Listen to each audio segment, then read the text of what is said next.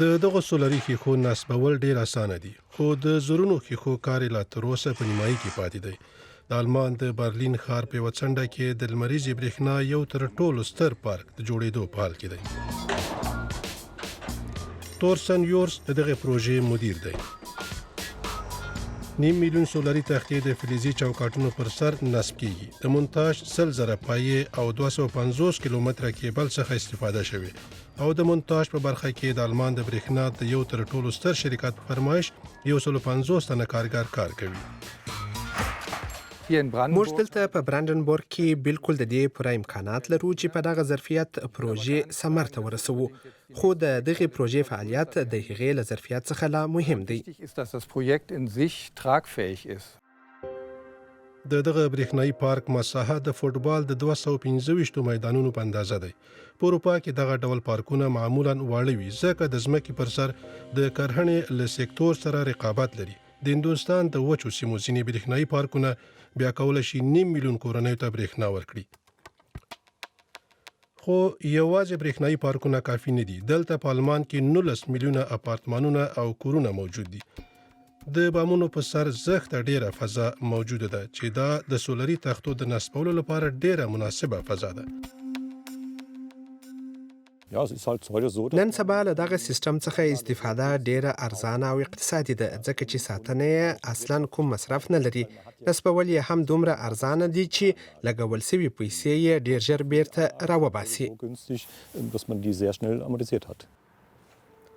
مارک شوارز داسې یو کور خاوند دی چې د بام سر د لمریزې یا سولري برېښنا سیستم لري. دغه برېښنایي سیستم په ځینو موردو کې له هغه اندازې ډیره برېښنا تولیدوي چې یوه کورنۍ ورته اړتیا لري.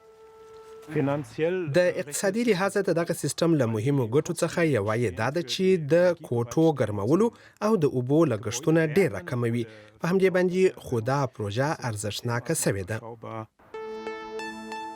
د دغو تجهیزاتو مصرف یوازې په څو کلونو کې بیرته راوځي. تر هغې وروسته چې بیا کومه برېښنا په لاس راځي تقریبا وړیا وي. تمه ده چې سولري برېښنا په آلمان کې د پام وړ پرمختګونه ولري. د ډبرو سکرو دستګاوې به په 2038 کال کې ګل شي. تر هغه وخت پورې باید د لمریزې برېښنا د سیستمونو شمیر 15 برابره لوړ شي. په هغه صورت کې به لمریزه برېښنا د اړتیا وړ یو څلورمه برخه برېښنا برابروي. د آلمان د سولري برېښنا پارک تر ټولو سترې پروژې ته راګرځو. 10 کاله مخکې د دغه پروژې عامل شرکت د آلمان د اتومي برېښنا د تولیدونکو تر ټولو لویو شرکتونو څخه یو. هغوی لا هم د ډبرو سکرو څو دستګاوې چلوي. خو دغه فصل به ډیر ژر د تیر یوه برخه وګرځي.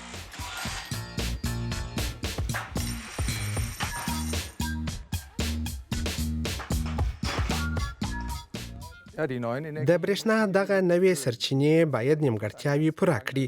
دا اوس موږ د کار اصلي برخه ګرځېدلې. موږ له 2012 کال راهیسې په ټولو نوو او نوښت منونکو برخو کې د پرمختګ شاهدان پاتې سوي یو. البته پر ساحلونو د باد او پر وچه د سولري برېښنا په ګډون. دغه ټکنالوژي به تر 2025 کال پورې زموږ نیمایي برېښنا تامین کړي. د چین ساخت دغه سولري تختې ورځ په ورځ د ډیرېدو په حال کې دي. په پام کې ده دغه د سولري برېښنا پارک ډیر ژر د استفادې وړ وګرځي.